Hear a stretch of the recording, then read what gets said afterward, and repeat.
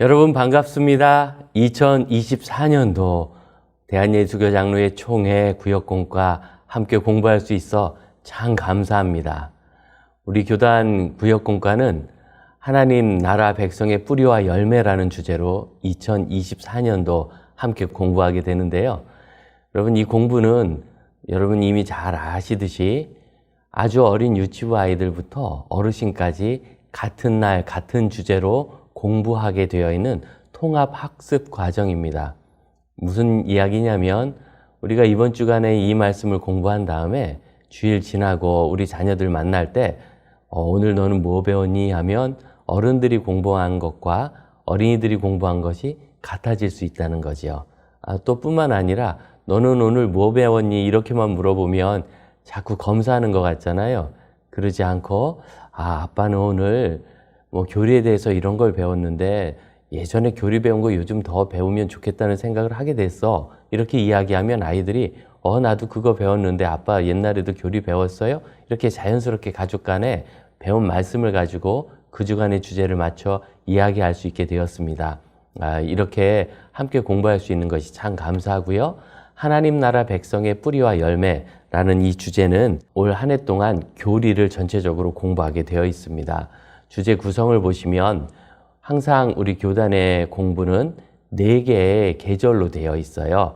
1학기, 2학기, 3학기, 4학기.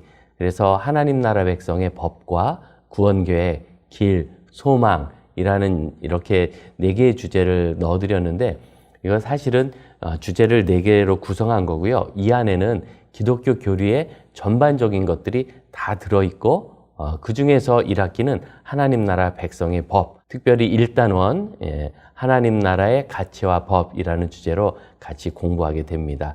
오늘 첫 과로 교리를 왜 배워야 할까요? 하는 주제를 공부하는데요. 사실은 우리가 늘 교리를 배우고 있습니다. 목사님들께서 설교하실 때 하나님은 이런 분이신데 하는 거 있죠. 이거는 신론이라고 해서 신학교에서 하나님은 어떤 분이신가 하는 걸 배웁니다. 또 예수님은 하나님이신데 사람이 되셨습니다. 그러면 이것은 예수님께서 사람이 되신 기독론에 해당되는 주제거든요. 하나님이시면서 사람이시라는 거 우리는 다 상식적으로 알고 있잖아요. 늘 그렇게 배우니까. 하지만 이거 굉장히 어려운 것이고 예수 안 믿는 사람들 같으면 어떻게 동시에 하나님이면서 사람이냐, 신이면 신이고 인간이면 인간이지 이래서 이해하기 어려운 일이 되기도 합니다. 이렇게 교리는 늘 우리가 교회 다니면서 항상 듣게 되는 것이며 설교를 통하여 나누게 되는 것이며 또 내가 신앙생활을 바르게 할 뿐만 아니라 바른 믿음을 가지고 있는가 하는 것도 교리를 배우면 알 수 있게 됩니다. 특히 이 시대는 수많은 이단들이 창궐하고 있고 수년 전의 통계에 의하면 대한민국에는 21세기에 자칭 하나님이라고 여호와 하나님, 엘로힘 뭐 이렇게 하면서 스스로를 하나님이라고 하는 이단만 500명이 넘는다는 통계가 있습니다. 정말 많지요. 그래서 우리 개혁교회 성도들은 늘 교리를 잘 익히고 교리의 주제를 잘 이해하고 있어야 합니다. 이것이 교리를 배워야 할 가장 큰 이유가 되겠지요. 갈라디아서 1장 6절로 8절로 우리 구역장님들께서 이제 구역원들에게 말씀을 전하게 되실 텐데요. 3가지 주제의 말씀을 전합니다. 첫 번째는 왜곡된 메시지의 위험에 대한 것이죠. 갈라디아 교회는 사도 바울이 1, 2차 선교 여행을 다니면서 주로 전도를 한 지역으로 그렇게 생각이 됩니다. 또 지금의 터키 지역이라고 할 수 있는데요. 이 지역에는 로마인들이 많이 왔다 갔다 하면서 또 여러 가지 동방이나 또 아프리카 북부 지역까지 수많은 문화가 육로로 교차하는 그런 지역이었습니다. 그러다 보니까 많은 가르침들이 오갔고 예를 들면 사도 바울이 태어났던 다소라는 지역도 이런 갈라디아 지역의 그 변방에 있었던 그런 곳입니다. 그렇게 생각하면 여러분 이 갈라디아 지역에는 수많은 가르침이 있다 보니까 여러 가지 다양한 오해들이 많이 있겠죠. 그래서 갈라디아서는 바른 믿음과 구원받는 믿음이 무엇인지를 보여주고 그리고 갈라디아인들이 그런 것을 배웠음에도 불구하고 잘못된 도전들을 계속 받게 되니까 잘못된 교훈과 이야기를 듣게 되니까 왜곡된 메시지를 듣게 될 확률이 높지요. 그래서 자꾸 갈라디아 교인들이 잘못된 믿음으로 특히 율법주의 같은 것, 유대 율법주의 같은 것으로 흐르는 것에 대해서 사도 바울이 경고를 하고 있습니다. 이런 왜곡된 메시지의 위험이 있었다는 것. 두 번째는 그럼에도 불구하고 복음 메시지, 이 복음 메시지는 사실은 예수님으로부터 시작된 정도가 아니라 구약 성경부터 계속해서 하나님께서 주신 것이거든요. 그렇기 때문에 이방의 잘못된 교훈들이, 그릇된 메시지들이 자꾸 들어오는 그러한 상황 속에서는 바른 메시지를 붙잡고 있는 것이 중요하겠죠. 변하지 않는 복음의 메시지를 분명히 잘 알고, 특별히 시대를 초월하는 복음의 진리라는 것을 우리가 좀 기억합시다.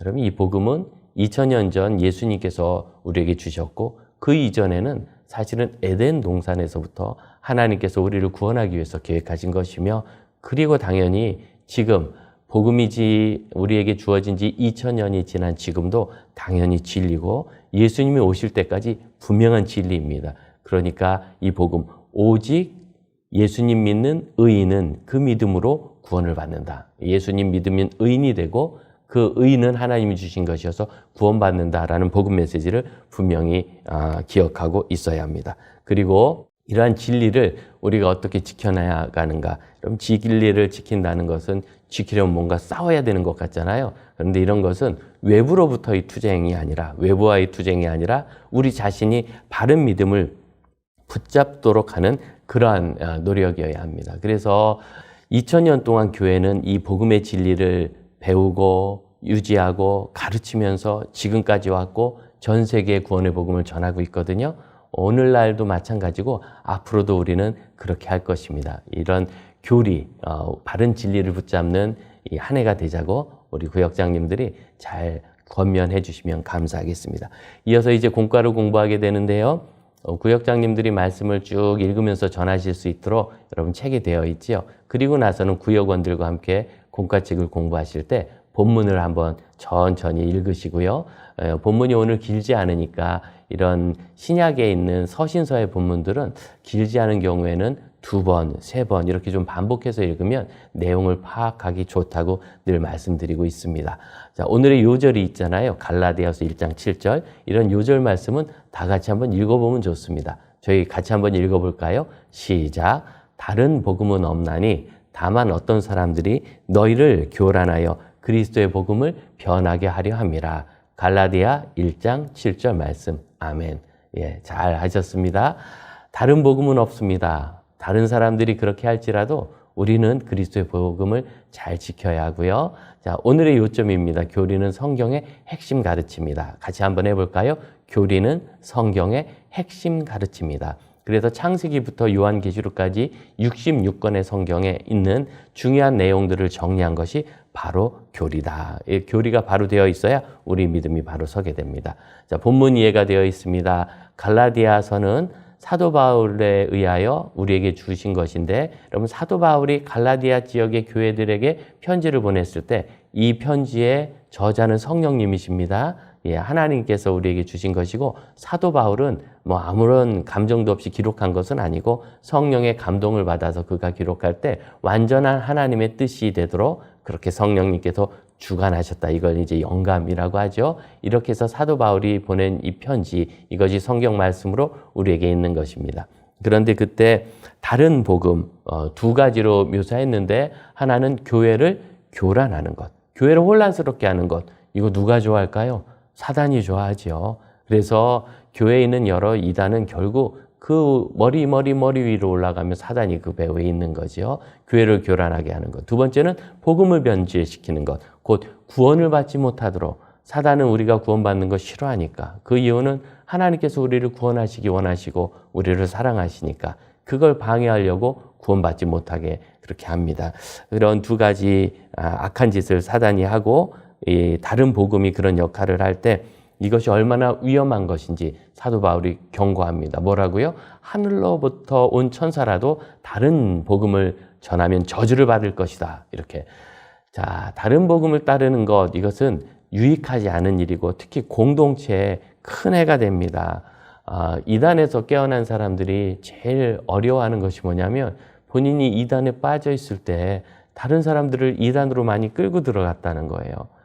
자기만 그런 불행한 인생을 보낸 것이 아니라 여러 사람을 그렇게 불행하게 만들었으니 그 죄책감으로 어려워하고, 더 끔찍한 것은 본인은 빠져나왔는데 다른 사람은 여전히 거기 남아있으니 얼마나 어렵겠습니까? 이렇게 공동체를 해치는 것이기 때문에 여러분, 교회 안에서는 최소한 이런 뭔가 낯선 이야기나 낯선 사람들로부터 어떤 권유를 받았을 때 꼭 목회자들과, 교회 목회자들과 대화하는 그러한 기본적인 소양을 가지시길 바랍니다. 자, 3가지 주제를 다시 공부합니다. 바울은 무엇을 이상하게 여겼나요? 이 질문에 대해서 다른 복음으로 사람들이 떠나는 것을, 다른 복음을 따르는 것을 참 이상하게 여겼다, 이렇게 말씀하고 있습니다. 이 떠나다라는 단어는 반란을 일으키는 군인에 대한 표현이었다, 이렇게 되어 있어요. 그래서 이것은 결국 복음을 주신 예수 그리스도의 구원과 우리를 구원받지 못하게 하는 사단과의 어떤 영적 전쟁과 같은 의미가 있는 거지요. 그래서 감히 사단이 예수님을 대적하는 것이 아니라 우리가 어리석게 사단을 따름으로 예수님으로부터 변절하게 되는 겁니다. 이런 어려운 일이 없도록 우리가 조심해야 하겠습니다. 교리를 배우는 가장 큰 이유, 우리가 바른 복음과 진리 안에 거하기 위함입니다. 2번째로, 자, 어떤 사람들이 갈라디아 성도들을 교란하는 목적, 우리가 배경에서 2가지 이야기했지요. 그래서 복음을 왜곡시키고 교회를 혼란하게 하는 것, 이 2가지를 같이 한번 이야기하고, 혹시 이 부분에서 만약 우리 교회가 최근에 이단에 의해서 고생을 한 적이 있다거나 아니면 주변에 이단 교회들이 있다는 것, 이단 종교가 있다는 것을 알면은 거기에 대해서 한번 이야기하고, 이런 혼란이 공동체 안으로 들어오지 않고 개인의 구원의 확신을 흔들지 않도록 그렇게 잘 대화하면 참 좋겠다 생각합니다. 자, 그리고 3번째로, 다른 복음을 전하는 자들에게 대한 성경의 경고는 저주입니다. 이제 저주를 받는다라고 했을 때 우리가 가진 저주의 개념은 그게 그런 거잖아요. 너 잘못되기를 바란다, 이런 게 저주라면, 성경이 말하는 저주는 그것보다는 심판을 받은 그 상태 자체를 말합니다. 다시 말씀드리면 여러분, 하나님은 저주를 하셔서 불행을 당하도록 하시는 분이 아니고 이미 심판하시는 분입니다. 그래서 우리 하나님께서 저주를 받는다라고 우리에게 성령 하나님께서 말씀을 하신다면 그건 이미 심판받은 것이고, 당연히 이 심판은 하나님으로부터, 하나님의 은혜와 구원으로부터 분리되는 거겠죠. 그렇기 때문에 다른 복음은 반드시 저주를 받고 하나님을 만날 수 없다는 것을 우리가 잘 기억해야 하겠습니다.